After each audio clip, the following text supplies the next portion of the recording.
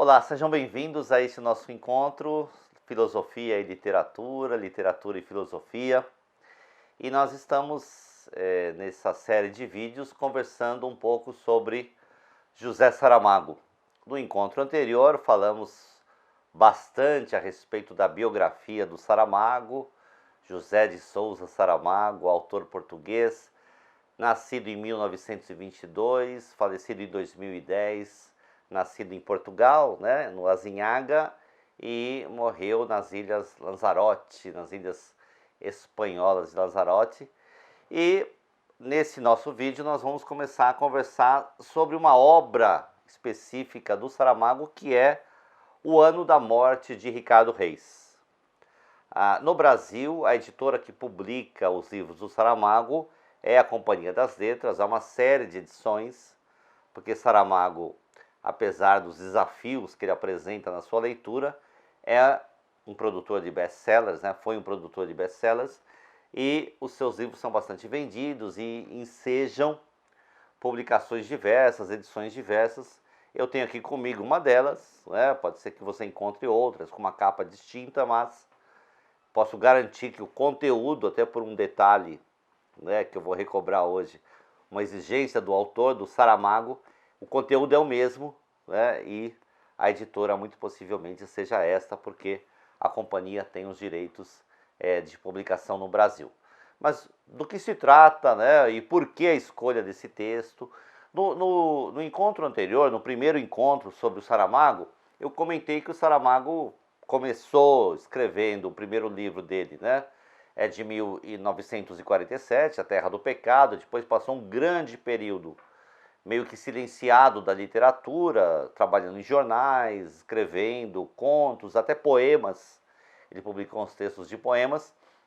É em 1977, portanto 30 anos depois da publicação do primeiro texto, do Terra do Pecado, é que o Saramago vai publicar um segundo livro, né? Onde ele volta para a literatura, só lembrando um pouquinho, depois da Revolução dos Cravos, a vida em Portugal, Saramago decide viver da literatura. Então ele abandona a possibilidade de trabalhar, né, em serviços e trabalhos que não fossem ligados à literatura. Então, em 77, ele volta a publicar uma obra ficcional, né, vamos chamar aqui de romance, né, embora esse termo na história da literatura sofra muitas discussões. Ele publica o Manual de Pintura e Caligrafia, né, que é uma retomada, digamos assim, apesar do nome, né, não é exatamente um manual que ensine ninguém a fazer coisa alguma, mas ele é uma retomada, é uma volta do Saramago para a escrita ficcional, o Manual de Pintura e Caligrafia, que é um texto de 1977. Iniciando a série, né, dos grandes textos do Saramago, os textos mais conhecidos em 1980, portanto no último ano da década de 70, no prenúncio de uma nova década, que para nós aqui na América Latina é chamada de a década perdida, né, a década de 80. 1980, Saramago publica Levantado do Chão, né? Levantado do Chão é um texto que tem bastante a ver com a figura do Saramago, porque ele retrata nesse texto as dificuldades do povo português, dificuldades sociais, econômicas, a falta de dinheiro mesmo, né? É do povo pobre de uma região de Portugal, que é a região do Alentejo. A relação de Saramago com Portugal é uma relação bastante conflituosa. Nós vamos ver por quê no transcorrer desses livros, ainda que Saramago seja o grande representante, né, da literatura portuguesa, aquele que conseguiu projetar a literatura de língua portuguesa em primeiro lugar para o mundo, né, porque ele ganhou o prêmio Nobel, e isso é o prêmio maior da literatura, mas isso aconteceu só anos mais tarde, né, em 1998. Depois do Levantado do Chão, um outro texto importante, que possivelmente os leitores de Saramago que estiverem nos assistindo já tenham visto, né, que é o Memorial do Convento.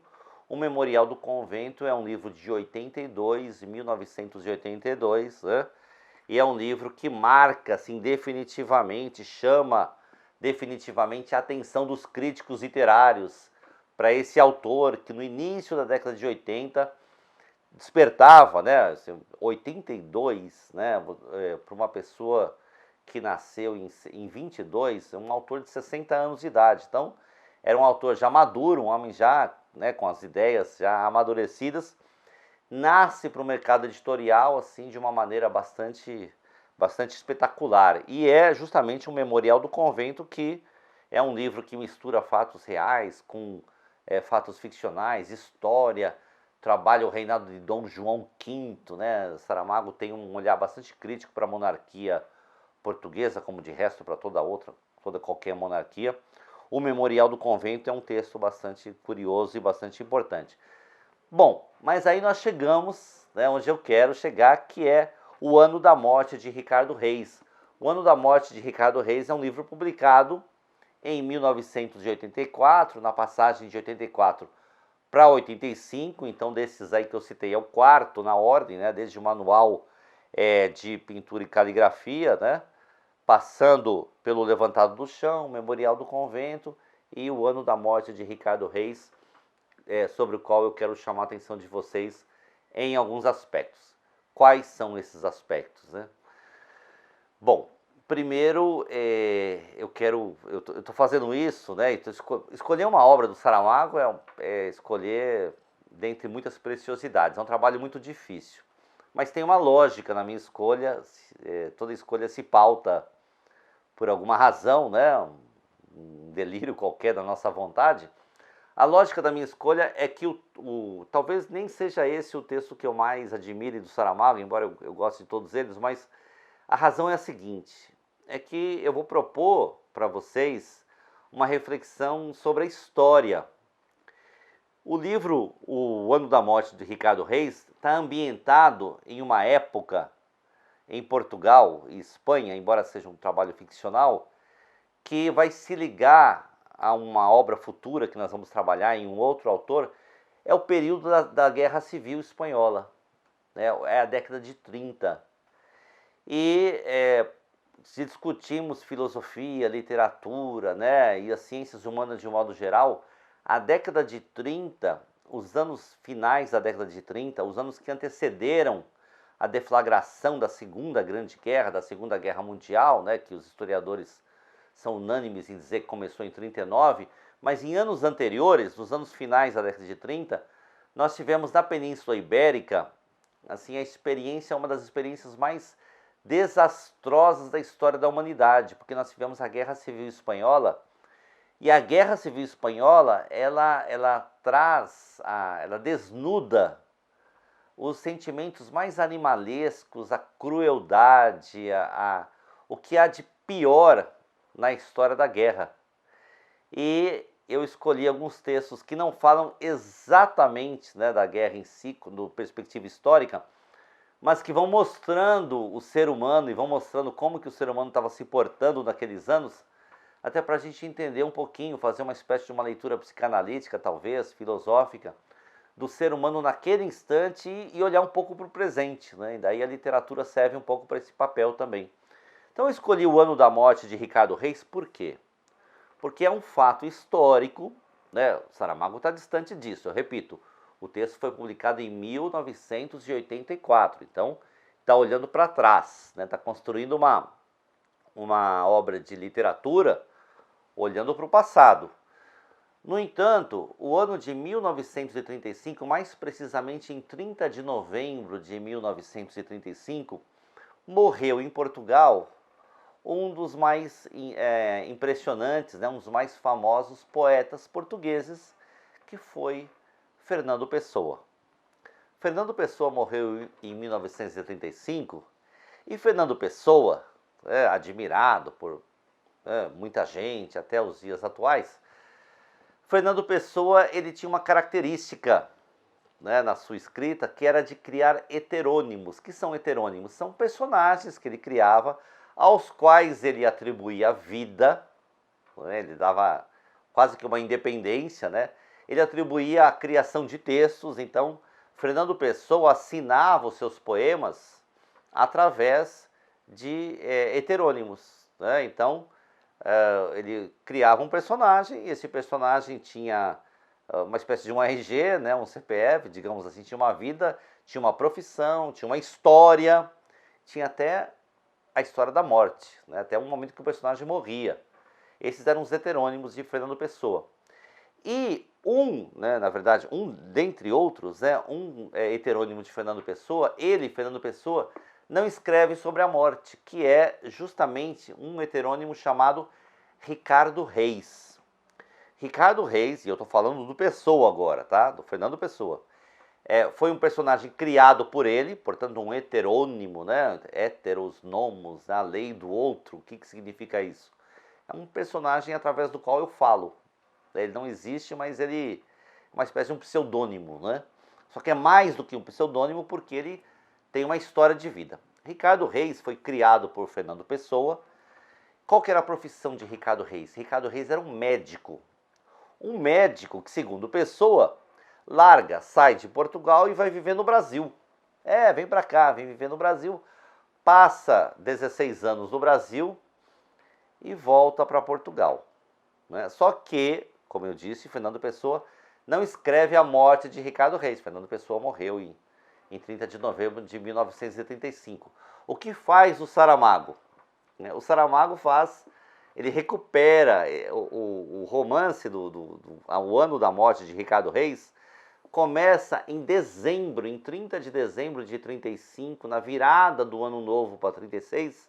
E o que é essa história? Ele começa narrando a história de um homem, cujo nome era Ricardo Reis, o próprio, né? Médico português, que vem em um navio do Brasil, do Rio de Janeiro, para Portugal. Então ele vem para Portugal e ele quer voltar para Portugal. E qual que é o motivo da viagem de Ricardo Reis para Portugal? Agora é o Saramago, né? Segundo o Saramago, ele recebe a notícia no Brasil de que o poeta Fernando Pessoa havia morrido. E é interessante porque o Saramago inverte a posição. O Fernando Pessoa criou o Ricardo Reis e falava através dele. O Saramago dá vida a esse personagem. Então ele volta para Portugal porque ele quer visitar o túmulo do Fernando Pessoa. Olha que coisa, né? Assim, totalmente contraditória ao que havia de fato sido feito, né?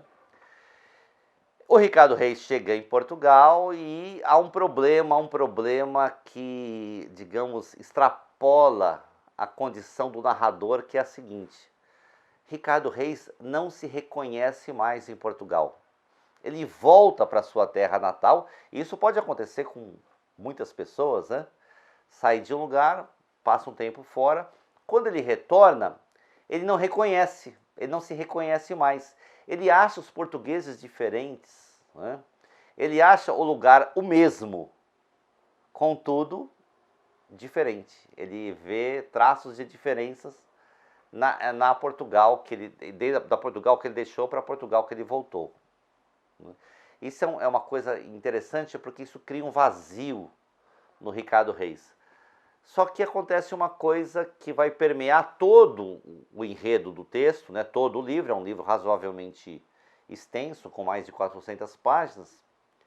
O Fernando Pessoa vem visitá-lo, né? E num primeiro momento ele se espanta: oh, você não morreu, tal, né? E aí o Fernando Pessoa fala: bom, eu morri, mas eu preciso aí, né, rever alguns amigos e tal, né? Ficaram algumas conversas para serem traçadas, para serem travadas, uma das quais com você, né? Vamos lembrar que nós estamos na década de 30, né? Nem telefone direito existia, mas não era comum, né? As pessoas não usavam com tanta frequência. E o Fernando Pessoa começa a aparecer para o Ricardo Reis, mas não é uma aparição assim assombrada, que ele tem medo, não. O Fernando Pessoa passa a ser um amigo esperado. Então as visitas do Fernando Pessoa ao Ricardo Reis, elas começam a se tornar frequentes, inusitadas. Ele não consegue controlar, né? Porque afinal de contas o Fernando Pessoa morreu, né? E ele chega até a visitar o túmulo do Fernando Pessoa aqui no livro, mas ele não consegue controlar. Então ele é um médico, ele não exerce a medicina a princípio, ele vai exercer no texto, vai tentar exercer a medicina em Portugal. É um médico que vai para o Brasil, que passa um período, muitos anos no Brasil, 16 anos no Brasil. A exemplo do Fernando Pessoa, ele não diz por que ele vai para o Brasil, né, mas o que ele faz no Brasil, mas ele volta justamente assombrado pelo fato do Fernando Pessoa, um amigo seu, na verdade o seu criador, né, ter morrido.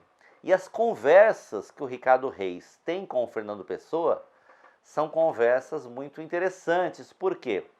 Porque o Fernando Pessoa, há um momento lá em que ele diz para o Ricardo Reis, fala, olha, eu do lado de cá, ou seja, do lado dos mortos, agora consigo mesmo ver como é que os homens são, como são as pessoas. Né? A sua frivolidade, a sua superficialidade.